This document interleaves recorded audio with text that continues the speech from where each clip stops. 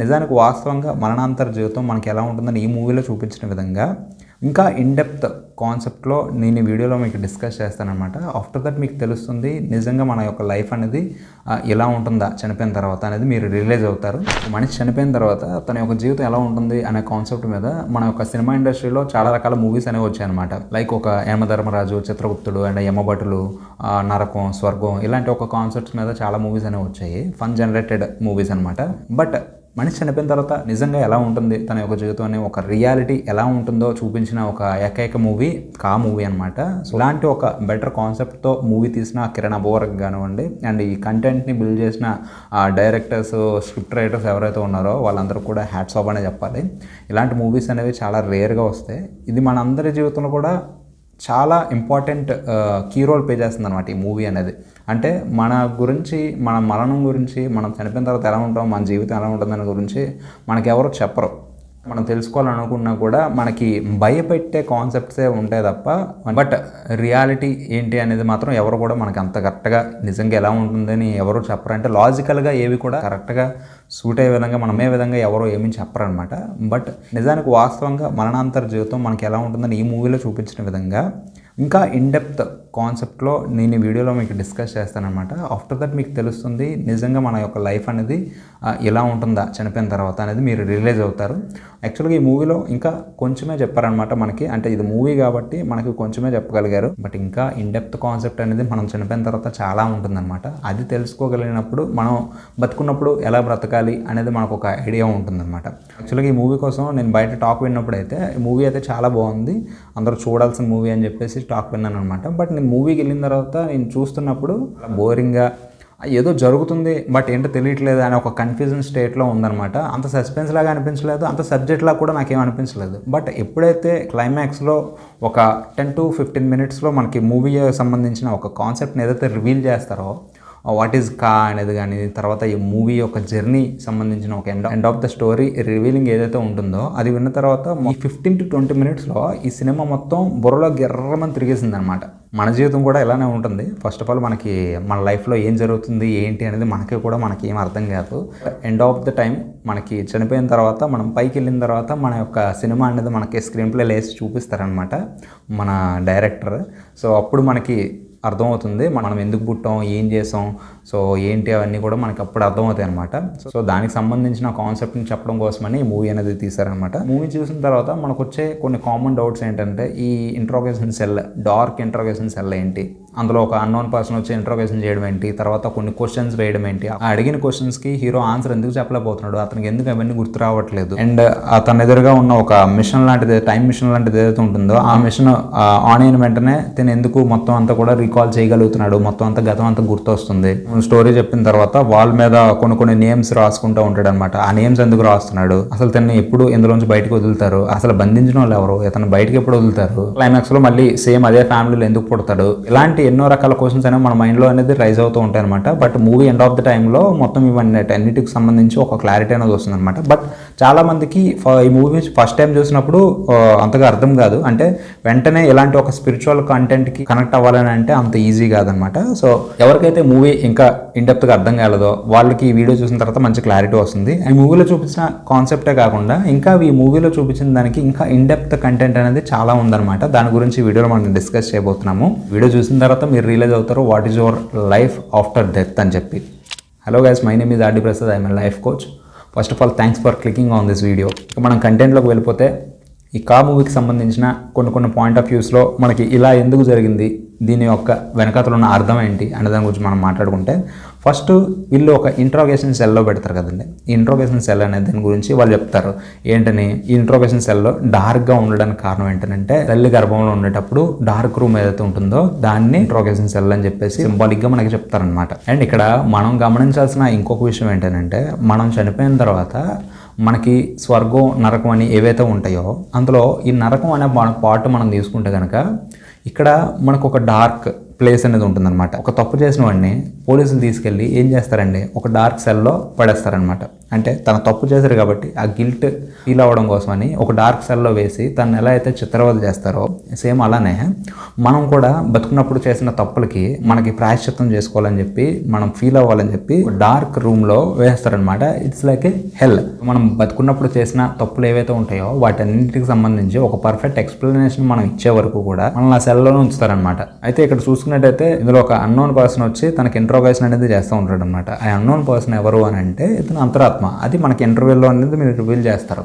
అయితే ఈ అంతరాత్మ అనేది ఎందుకు ఇంటర్వ్యూ చేస్తున్నానంటే మనం నార్మల్గా అనుకునేది ఏంటంటే మనకు ఒక యమధర్మరాజో లేకపోతే చిత్రగుప్తుడో వీళ్ళు ఎవరో ఉంటారు, మనం చనిపోయిన తర్వాత తీసుకెళ్ళి వాళ్ళు మనకు లెక్కలేస్తారు, మనం చేసిన తప్పులు ఏంటి ఇవన్నీ చెప్తారు అని చెప్పేసి మనం అనుకుంటాం కదా. ఇదంతా ట్రాష్ అనమాట.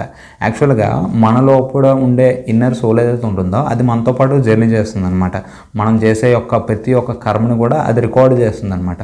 రికార్డ్ చేసి మనం ఎప్పుడైతే చనిపోతామో అప్పుడు మనతో ఫేస్ టు ఫేస్ అది మన ఎదురుగా కూర్చొని మనల్ని కొన్ని క్వశ్చన్స్ అనేది అడుగుతుంది. నువ్వు ఇది ఎందుకు చేసావు అని చెప్పేసి మనకి ప్రతి ఒక్క క్వశ్చన్ని అడుగుతుంది అనమాట. దెన్ మనం అప్పుడు దానికి ఆన్సర్ అనేది చెప్పాల్సి వస్తుంది. ఊళ్ళో మనం చూసినట్టయితే ఆ అంతరాత్మ ఏదైతే ఉందో తనకు క్వశ్చన్ అడిగినప్పుడు తన ఆన్సర్ చెప్పలేకపోతుంటాడు అనమాట. అంటే ఎంత తను గతాన్ని గుర్తు తెచ్చుకుందాం అనుకున్నా కూడా తన యొక్క గతాన్ని గుర్తు తెచ్చుకోలేకపోతూ ఉంటాడు. ఎందుకు ఇలా జరుగుతుంది అని అంటే ఒక మనిషి బ్రతుకున్నాడు అనుకోండి, తనకి ఏదైనా జరిగిందని గుర్తుపెట్టుకోవాలనుకుంటే తనకి ఫిజికల్గా మనకు బ్రెయిన్ అనేది ఉంటుందన్నమాట. సో ఆ బ్రెయిన్లోనే మన డేటా అంతా కూడా స్టోర్ అవుతుంది. ఎప్పుడు కావాలంటే అప్పుడు మనం రీకాల్ చేసుకొని మనం ఎవరైనా ఏదైనా అడిగినప్పుడు మనం చెప్పడానికి రీకాల్ చేసుకొని మళ్ళీ చెప్తూ ఉంటాం అనమాట. బట్ మనం చనిపోయిన తర్వాత ఏమవుతుంది అని అంటే మనకి ఫిజికల్ బాడీ అనేది ఉండదు అండ్ మనకి ఈ బ్రెయిన్ అనేది ఉండదు. బట్ మన డేటా అనేది ఎక్కడ స్టోర్ అవ్వాలండి అని అంటే మన యొక్క అంతరాత్మ అనేది ఏం చేస్తుందంటే ఈ కర్మచక్రం అనే దాంట్లో మన యొక్క డేటా అంతా కూడా మనకి నోట్ డౌన్ చేసి అనేది ఉంచుతుంది అనమాట. మనం చనిపోయిన తర్వాత మన ఆత్మకంటూ ఎటువంటి కాన్షియస్నెస్ అనేది ఉండదు, ఎటువంటి జ్ఞాపక శక్తి అనేది ఉండదు అనమాట. మొత్తం మర్చిపోతుంది. It's a blank. అప్పుడే పుట్టిన ఒక చిన్న పిల్లాడు ఎలా అయితే బ్లాంక్గా ఉంటాడో సేమ్ మనం చనిపోయిన తర్వాత అక్కడ మనం కొత్తగా పుడతాం అనమాట. అప్పుడు మనం కంప్లీట్ బ్లాంక్గా ఉంటాం. ఆ టైంలో ఇక్కడ మూవీలో మీరు చూసుకున్నట్టయితే ఇంకోసారి అతను క్వశ్చన్స్ అడుగుతాడు. క్వశ్చన్స్ అడిగినప్పుడు తనకి ఏమీ గుర్తురాదు. అంతరాత్మ తన క్వశ్చన్ అడగగానే అక్కడ ఉన్న ఆ చక్రం ఏదైతే ఉంటుందో టక్మన్ ఆన్ అవుతుంది అనమాట. హీరో ఆ చక్రం వైపు చూస్తాడు. ఆ చక్రం వైపు చూడగానే మొత్తం తనకు కావాల్సిన డేటా అంతా ఏదైతే ఉంటుందో మొత్తం అంతా కూడా రీకాల్ చేసుకొని మొత్తం స్టోరీ అంతా చెప్పడం అనేది స్టార్ట్ చేస్తూ ఉంటాడు. ఎందుకు ఆ చక్రాన్ని చూడగానే ఎందుకు గుర్తొస్తుంది అనేది మీరు గమనించారు. బట్ అదే ఎందుకు అలా అవుతుంది అనే క్వశ్చన్కి మాత్రం మనకి ఆన్సర్ అనేది రాలేదు. ఎందుకు ఆ చక్రం అని అంటే దాని పేరే కర్మచక్రం అనమాట. మన ఆత్మ అనేది ఏదైతే ఉందో బ్రతుకున్నప్పుడు చేసిన మొత్తం కర్మలన్నీ కూడా ఇంటర్నల్గా ఆ కర్మచక్రంలోనే మనకి డేటా అనేది స్టోరేజ్ చేస్తుంది అనమాట. యాక్చువల్గా మనం చనిపోయిన తర్వాత నిజంగా మన ఎదురుగా అలాంటి ఒక చక్రం పెడతారా, మనకి తిప్పుతారా, మనం దాన్ని చూసి హిప్నటైజ్ అయ్యి మనం చెప్తామనంటే అది మనం పర్టికులర్గా ఖచ్చితంగా చెప్పలేం. బట్ ఏంటంటే సింబాలిక్గా కర్మచక్రం అనేది ఇలా ఉంటుంది. దాని ద్వారానే నీ యొక్క చనిపోయిన తర్వాత నీ యొక్క డేటా అనేది రీకాల్ చేసుకుంటావు, నీ డేటా మొత్తం అందులోనే స్టోర్ అవుతుందని ఒక సింబాలిక్గా చెప్పడం కోసం ఫిజికల్ థింగ్ని అక్కడ పెట్టారనమాట. మనం చనిపోయిన తర్వాత మనకి అక్కడ ఫిజికల్ థింగ్స్ అనేవి ఏమి ఉండవు. మిషన్లు తర్వాత ఒక సినిమా స్క్రీను ఇలాంటివి ఏమి మనకు ఉండవు.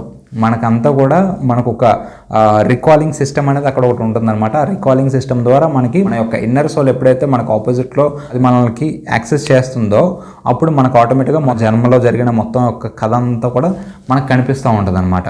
బట్ ఈ మూవీలో అలా చూపించారో మనకు ఒక ఫిజికల్ థింగ్ అర్థం అవ్వడం కోసం అని. అయితే ఆ కర్మచక్రం ఏదైతే ఉంటుందో అది తిరిగినప్పుడే తనకి మొత్తం గతమంతా కూడా గుర్తొస్తుంది, చెప్పగలుగుతాడు అనమాట. అండ్ తర్వాత పాయింట్ అనేది చూసుకున్నట్టయితే ఈ కా అనే దానికి మీనింగ్ ఏంటి అని అంటే కా ఈజ్ నథింగ్ బట్ సోల్. మన కర్మ ఏదైతే ఉందో అదే సోల్, మన సోల్ ఏదైతే ఉందో అదే కర్మ. ఈ రెండు ఒకటే, ఈ రెండు వేరనేది కాదనమాట. యాక్చువల్గా దేవుడు అనేవాడు ఫస్ట్ ఆత్మను సృష్టిస్తాడు, డైరెక్ట్గా శరీరాన్ని సృష్టించడు. ఈ ఆత్మను ఏదైతే సృష్టిస్తాడో ఈ ఆత్మ పొల్యూట్ అయిపోయి ఉంటుందన్నమాట. దేవుడు అనే పాజిటివ్ ఎనర్జీ ఏదైతే ఉంటుందో ఆ దేవుడు అనే పాజిటివ్ ఎనర్జీ నుంచి కొన్ని నెగిటివ్ ఎనర్జీస్ మనల్ని దేవుడి దగ్గర నుంచి వేరు చేయడం కోసం అట్రాక్ట్ చేస్తాయి అనమాట ఫిజికల్ థింగ్స్ వైపు. సో అలాంటప్పుడు ఏమవుతుందంటే దేవుడి వైపు నుంచి మనకు ఒక ఆత్మ అనేది బయటకు వస్తుంది, ఇలా ఒక ఆత్మ అనేది బయటకు వస్తుంది అనమాట. ఇలా బయటపడిన ఈ ఆత్మకి దేవుడు అనేది వాడు ఒక వార్నింగ్ అనేది ఇస్తాడు. యాక్చువల్గా నువ్వు నా దగ్గర నుంచి నువ్వు బయటకు వెళ్ళిపోయావు, బట్ నీకు కావాల్సిన ఎక్స్పీరియన్స్ నువ్వు దేనివైపు అయితే నువ్వు మొగ్గు చూపుతున్నావో అది అవాస్తవం. ఆ వాస్తవాన్ని నువ్వు తెలుసుకొని మళ్ళీ నువ్వు వెనక్కి రావాలి.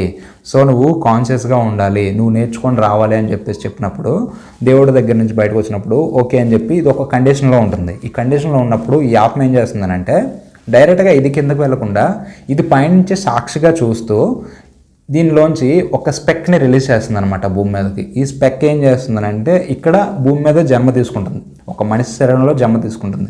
జన్మ తీసుకున్న తర్వాత ఈ భూమి మీద జరిగే అన్ని యాక్టివిటీస్లో ఇన్వాల్వ్ అవుతూ అన్ని రకాల ఎక్స్పీరియన్సెస్ చేస్తూ సంతోషం, దుఃఖం, కామం, క్రోధం, పుట్టుకలు, చావులు, పెయిన్, ఇవన్నీ కూడా అన్నిటిని కూడా ఫీలింగ్స్ అన్నిటిని అండ్ పెయిన్స్ అన్నింటినీ, ఫిజికల్ థింగ్స్ అన్నింటినీ ప్రతి ఒక్కదాన్ని కూడా ఇది ఎక్స్పీరియన్స్ చేయగలుగుతుంది అనమాట.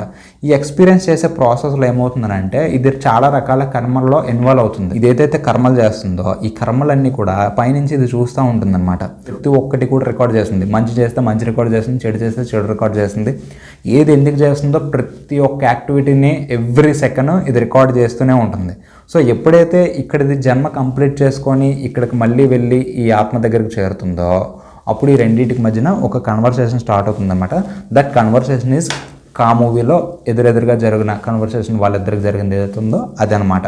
సో అందుకనే ఆ మూవీలో మీరు చూసుకున్నట్టయితే అంతరాత్మ, ఈ ఆత్మ రెండు కూడా ఒకటే ఫేసెస్తో ఉంటాయి అన్నమాట.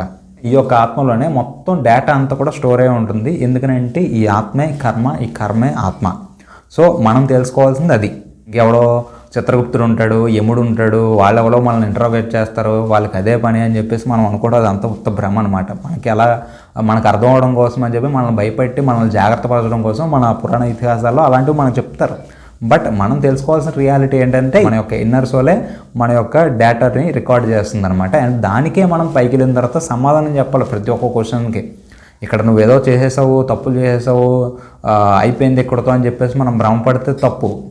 పైకి వెళ్ళి మళ్ళీ దానికి ప్రతి ఒక్కదానికి కూడా సమాధానం చెప్పాలి. ఆ సమాధానం చెప్పిన తర్వాత చేసిన ప్రతి ఒక్క తప్పును కూడా కడుక్కునే బాధ్యత మందే. ఎందుకనంటే ఇక్కడ నుంచి యాక్చువల్గా ప్యూర్గా వెళ్తుంది, ఎక్స్పీరియన్స్ కోసం ప్యూర్గా వెళ్ళినప్పుడు ప్యూర్గా వచ్చింది అనుకోండి రిటర్న్, మళ్ళీ దీనికి ఇంకో జన్మ అనేది ఉండదు. మళ్ళీ ఇక్కడే ఇది ఇలా ఉండిపోతుంది. అండ్ ఇక్కడ ఆల్రెడీ ఎక్స్పీరియన్స్ తీసుకుంది కాబట్టి ఇక్కడ నుంచి మళ్ళీ దేవుళ్ళో కలిసిపోవాలి. బట్ ఎప్పుడైతే ఇది డిఫరెంట్ కైండ్స్ ఆఫ్ కర్మల్లో ఇన్వాల్వ్ అయిందో ఆ ఇన్వాల్వ్ అయిన కర్మలన్నీ మళ్ళీ క్లీన్ చేసుకోవడం కోసం మళ్ళీ ఇంకో జన్మ తీసుకోవాలి. అలా ఎన్నో లక్షల జన్మల్లో పుట్టడం చావడం అయిన ఈ చక్రం ఏదైతే ఉంటుందో ఈ చక్రంలో పడి తిరుగుతూ ఉంటుంది అన్నమాట మన ఆత్మ. అయితే ఈ మూవీలో మనం చూసుకున్నట్టయితే ఈ హీరో అన్నవాడు కొన్ని రకాల కర్మల్లో చిక్కుకొని ఏమేమి తప్పులు చేశాడు, చేశాడు అని చెప్పేసి ప్రతి ఒక్కదాని గురించి పైన అంతరాత్మతో సమాధానం చెప్పేటప్పుడు దానివల్ల జరిగిన కొన్ని అనార్థాలు ఏవైతే ఉన్నాయో అవన్నీ ఆ హీరోకి చెప్తున్నప్పుడు తన చాలా ఎక్కువ ఏడుస్తాడు. అలా జరిగి ఉండకూడదు, అలా ఎందుకు జరిగింది, యాక్చువల్గా నేను ఆ ఇంటెన్షన్తో చేయలేదు, ఇలా చేశాను, బట్ అలా ఎందుకు జరిగింది అని చెప్పేసి చాలా ఏడుస్తూ ఉంటాడు, చాలా గిల్ట్ ఫీల్ అవుతుంటాడు. చూసారు అక్కడ ఇదే నరకం అంటే. యాక్చువల్గా మనం నరకం అనేది ఏమనుకుంటామనంటే, నరకం అని అంటే మనకు మెనూ ఉంటుంది, మనం చనిపోయిన తర్వాత మనకు ఒక బాడీ ఇస్తారు, ఆ బాడీని తీసుకెళ్ళి మనం చేసిన తప్పుల ప్రకారం ఫ్రైలో చెప్తారు, పురుగుల్లో పడేస్తారు, బ్లడ్లా ఉండే ఒక నదిలో పడేస్తారు, అందులో మనం ఏదాలి, పాములతో కరిపిస్తారు, పురుగులతో పొడిపిస్తారు, సూదులతో కూర్చుతారు, ఇలా రకరకాల అపోహలు అనేది మనకు ఉంటాయి కదా. యాక్చువల్గా ఇదంతా ట్రాష్ అనమాట. వాస్తవం ఏంటనంటే మనం భూమి మీద కొన్ని చేసిన తప్పులు ఏవైతే ఉంటాయో మన వల్ల ఎవరెవరైతే ఏమేమైతే బాధలు పడ్డారో అవన్నీ కూడా మనకి యాక్చువల్గా తెలియదు, మనం ఎంపతైజ్ చేయలేం. అలాంటి వాడు బాధపడాలి అని మనం ఇంటెన్షనల్గా ఏదో చేయకపోయినా కూడా వాడు మన వల్ల బాధపడ్డాడు అనుకోండి, పైకి వెళ్ళిన తర్వాత మనకి ఒక క్లారిటీ ఇస్తారనమాట. మన యొక్క ఇన్నర్ సోల్ ఏదైతే ఉందో మనకు ఒక క్లారిటీ ఇస్తుంది, నువ్వు ఈ పని చేసావు, నువ్వు ఈ పని చేయడం వల్ల వాడికి లాస్ జరిగింది, సో ఆ లాస్కి కారణం నువ్వే అని చెప్పి మనకు చెప్పినప్పుడు మనం చాలా బాధపడతాం. అయ్యో నా వల్ల ఇది అయిపోయిందా, ఇలా అవ్వి ఉండకూడదు, నేను అలా చేసి ఉండకూడదు అని ఒక గిల్ట్ ఫీల్లోకి మనల్ని తోసేస్తుంది అనమాట. అది ఆ గిల్ట్ ఫీల్ ఏం చేస్తుందనంటే మనకు చాలా ఆవేదన, చాలా దుఃఖం, దాన్ని ఎలా అయినా సరి చేసుకుంటే బాగుండు, సరి చేసుకునే ఆపర్చునిటీ వస్తే బాగుండు అని మనం రకరకాలుగా ఆలోచిస్తూ ఉంటాం. అండ్ ఆ గిల్ట్లో ఉన్నప్పుడు చాలా పెయిన్ వస్తుంది మనకి. ఇక్కడ ఫిజికల్ వరల్డ్ అయితే మనం ఏదైనా ఒక గిల్ట్లో ఉండి మనం తట్టుకోలేనంత బాధలో ఉండి చనిపోవాలనుకుంటే మనం చనిపోవచ్చు. బట్ అక్కడ మనకి సోల్ ఏదైతే ఉందో అక్కడ మనం సూసైడ్ చేసుకునే ఆప్షన్ అనేది మనకు అక్కడ ఉండదన్నమాట. ఎందుకంటే ఆల్రెడీ చనిపోయి మనం అక్కడికి వెళ్ళాం, అక్కడ మనం మళ్ళీ చనిపోవడం కోసం మనకు అక్కడ ఆప్షన్ ఉండదన్నమాట. కేవలం ఏడుస్తూ కూర్చోవాలి, రియలైజ్ అవ్వాలి, అదే అక్కడ మనం చేయాల్సింది. అక్కడ అంతే, మనం ఏడవడం, మనం రియలైజ్ అవ్వడం, ఏడవడం, రియలైజ్ అవ్వడం. మళ్ళీ అలాంటిది మళ్ళీ మనం చేయకూడదు, లేదనంటే మళ్ళీ నేను అది కరెక్ట్ చేసుకోవాలంటే ఏం చేయాలి అని మనం ఆలోచిస్తూ ఉంటాం అనమాట. మన పైన నరకంలో జరిగేది అదే.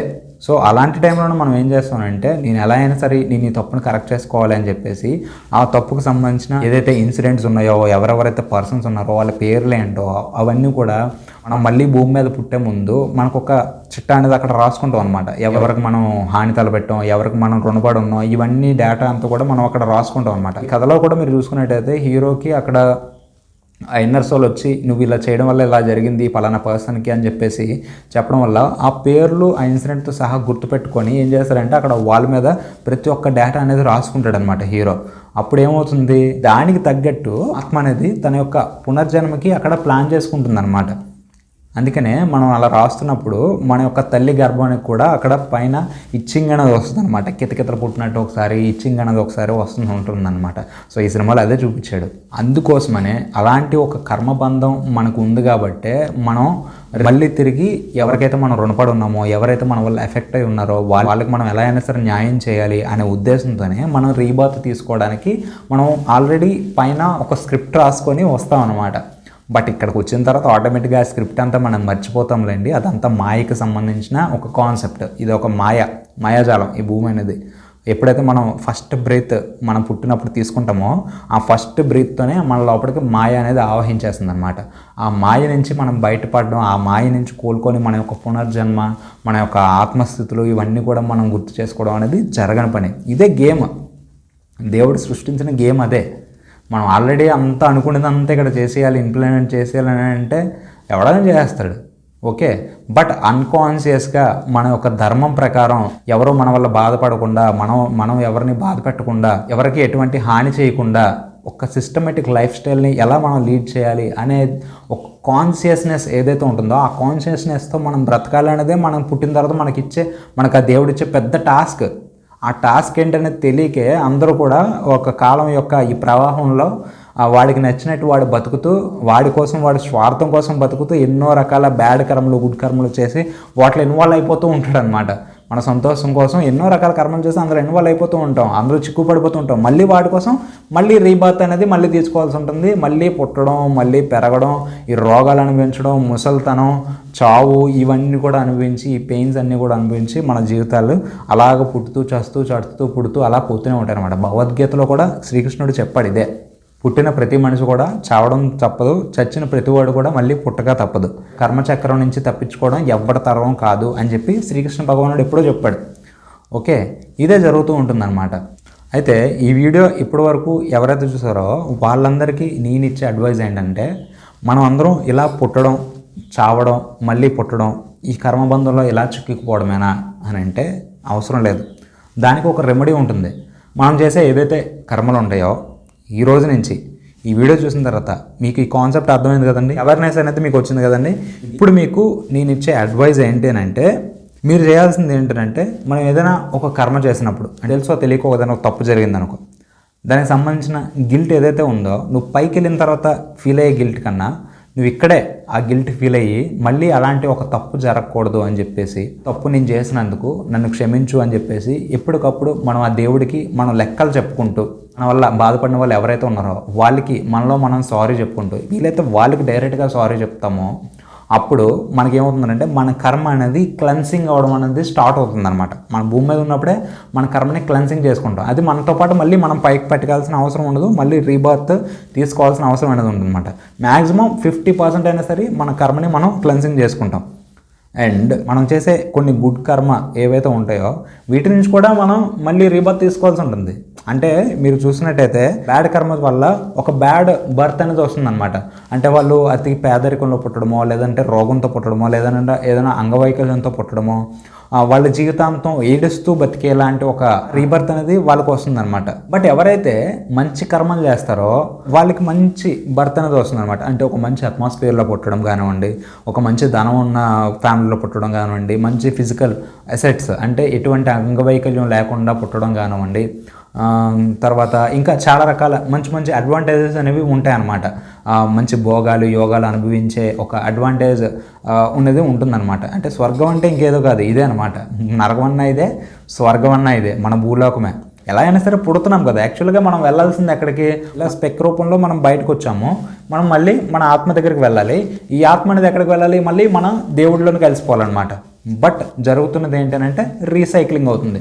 సో ఈ రీసైక్లింగ్లోంచి గుడ్ బ్యాడ్ అనే దాంట్లోంచి బయటపడి మళ్ళీ మన యొక్క ఆత్మ దగ్గరికి వెళ్ళిపోయి మనం దేవుళ్ళలో ఐక్యం అవ్వాలి అని అంటే మనం చేయాల్సింది, మనం మంచి కర్మ చేస్తున్నా చెడ్డ కర్మ చేస్తున్నా ప్రతి ఒక్క దాంట్లో కూడా మనం అంటకుండా ఉండాలన్నమాట.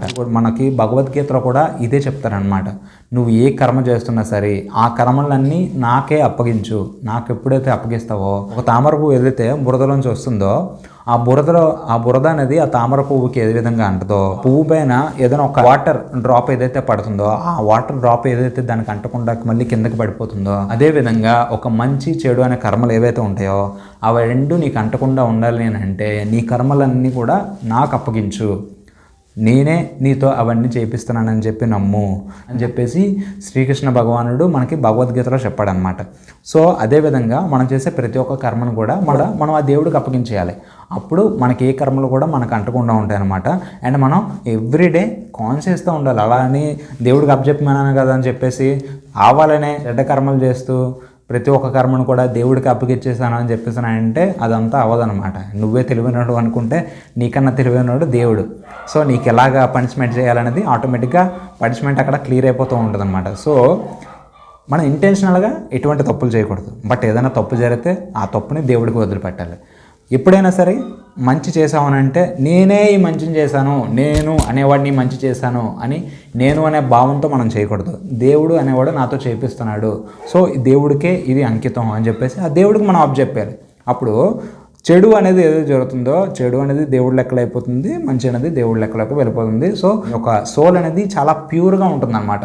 సో అప్పుడు నువ్వు మళ్ళీ రీబర్త్ తీసుకోవాల్సిన పని అనేది ఉండదు. ఈ భూమి మీదకి వచ్చి ఈ నరక కోపంలో పడి బాధలు అనుభవించాల్సిన కర్మ అనేది మనకు ఉండదన్నమాట. సో ఈ మూవీ కూడా చెప్పాలనుకున్నది ఇదే అనమాట. మన యొక్క కర్మ ఏదైతే ఉందో ఈ కర్మే మన యొక్క పుట్టుకకి కారణం, మన యొక్క బాధలకి కారణం, మన యొక్క ఆనందానికి కారణం. సో ఎప్పుడైతే ఈ కర్మ నుంచి మనం వెలువడతామో అప్పుడు మనం దేవుడి దగ్గరికి చేరుకోగలం అనమాట. కాబట్టి గుర్తుంచుకోండి, ఎటువంటి బ్యాడ్ కర్మల్లో ఇన్వాల్వ్ అవ్వకుండా చూడండి. ఇంటెన్షనల్గా ఏది చేయొద్దు. అండ్ ఒకవేళ ఏదైనా మీ వల్ల జరిగినా కూడా దేవుడికి అప్పచెప్పండి. అండ్ ఎప్పుడు కూడా నీ లైఫ్లో ఏదైనా ఒక బ్యాడ్ ఇన్సిడెంట్ జరుగుతుందని అంటే అది కావాలని దేవుడు మనకు పెట్టే పనిష్మెంట్ కాదు. యాక్చువల్గా అదంతా మనం కర్మ, మన స్వార్థం కోసం పూర్వజన్మలో ఎప్పుడో ఏదో చేసుకున్న ఏదైతే బ్యాడ్ థింగ్ ఉందో దాన్ని మనం ఇప్పుడు అనుభవిస్తున్నాం. నీ కర్మ నువ్వే అనిపించాలి కదా, ఎవడు అనుభవిస్తాడు? సో కింద జన్మలో ఏదో విషయంలో ఎవరినో బాధ పెట్టో ఆ బాధపడిన వాడు నీ వెనకాతల చాలా ఏడుస్తాడు. నన్ను ఎంత బాధ పెట్టాడు, వాడు ఎంతకింత ఏడకపోతాడా అని చెప్పేసి వాడు ఎంతో బాధపడి ఏడుస్తాడు. ఆ బాధ ఏమవుతుంది, నీ కర్మ రూపంలో ఈ వెంటాడుకొని ఈ జన్మలో నువ్వు అదే మనిషి దగ్గర పనిష్ అవ్వాల్సి వస్తుంది అనమాట. నువ్వు వాడిని తిట్టుకుంటూ ఉండొచ్చు, వీడు ఎలాంటోడు అలాంటోడు నన్ను ఎంత బాధ పెడుతున్నాడని. ఏమో కింద జన్మలో ఆడి నువ్వెంత బాధ పెట్టావో ఎవడో తెలుసు, అంతే కదండి. కొంతమంది అత్త కోడలు ఉంటారు, మా అత్త నన్ను చీరి చెండాడేస్తుంది, తిడుతుంది, కొడుతుంది, దీన్ని వేగలేకపోతున్నాను రా బాబు, దీన్ని బాధపడలేకపోతున్నాను రా బాబు అని చెప్పి ఎంతమంది బాధపడుతుంటారు. ఓకే, బట్ కిందల జన్మలో నువ్వే దానికి అత్తేమో, అది నీ కోడలేమో ఎవడో తెలుసు. నువ్వెన్ని కష్టాలు పెట్టావో దాన్ని, అది నిన్ను ఇప్పుడు పెడుతుంది. సో అందుకని నువ్వు ఇప్పుడు దాని దగ్గర అనుభవించాల్సి వస్తుంది. ఇలా చాలా రకాల చైన్ లింక్స్ ఉంటాయి అన్నమాట. ఈ కర్మచక్రం, ఈ స్పిరిచువాలిటీ అనేది ఏదైతే ఉందో ఇది మనందరి ఊహకి అతీతమైన శక్తి అనమాట. ఇది అందరిని కూడా ఆడిస్తూ ఉంటుందన్నమాట. మనందరం కూడా ఆడిని తిడుతూ వీడిని తిడుతూ మన జీవితాన్ని మనం తిట్టుకుంటూ మనం ఇలా బతుకుతూ ఉంటాం. కానీ ఇక్కడ మన జీవితానికి కారణం మనమే. మొట్టమొదట మన ఆత్మ ఎప్పుడైతే సోల్ రూపంలో ఈ భూమి మీదకి వచ్చిందో చేసిన కర్మలు ఏవైతే ఉన్నాయో వాటి యొక్క పర్యవసానమే ఈ యొక్క జర్నీ, ఈ యొక్క బాధలు, ఆనందాలు, సుఖాలు, సంతోషాలు, కష్టాలు, చావులు, రోగాలు ఇవన్నీ దాని నుంచి వచ్చినవే.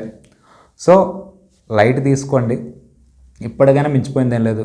ఈ వీడియో చూసారు, మీకు ఒక అవేర్నెస్ వచ్చింది, మీరు ఎలా బ్రతకాలి, ఎందులో ఇన్వాల్వ్ అవ్వాలి, ఎందులో ఇన్వాల్వ్ అవ్వకూడదు, దేవుడు అనే సూపర్ కాన్షియస్నెస్కి మనం ఎలా కన్వెక్టివిటీలో ఉండాలి, మన యొక్క కర్మలను ఎప్పటికప్పుడు ఎలా క్లెన్సింగ్ చేసుకోవాలి, ఇదంతా ప్రాసెస్ అంతా ఇందులో మీకు చెప్పాను కదండి. సో ఇదంతా చేయండి. అండ్ ఇంకా మీకు బెటర్ ప్రాసెస్ చెప్పాలని అంటే మెడిటేట్ చేయండి. భగవద్గీతలో శ్రీకృష్ణ భగవానుడు చెప్పిన ఒక మంచి విషయం గురించి మీకు లాస్ట్గా ఒక ముక్క చెప్పి మీకు ఈ వీడియో ముగిస్తాను. ఏంటనంటే, మనం దేవుడికి ఏదైతే పూజ చేస్తామో ఆ పూజ కన్నా, ఏదైతే జపం చేస్తామో జపం కన్నా, తపస్సు కన్నా, ఉపవాసాల కన్నా, వీటన్నిటికన్నా అత్యంత ఉత్తమమైన మార్గం మన యొక్క కర్మల్ని కడుక్కోవడానికి, ఆ దేవుడి దగ్గరికి చేరుకోవడానికి, మన పునర్జన్మ అనేది లేకుండా ఉండడం కోసం, మన కష్టాలన్నీ తొలగిపోవడం కోసం చేయాల్సిన ఒకే ఒక్క థింగ్ ఏంటంటే మెడిటేషన్.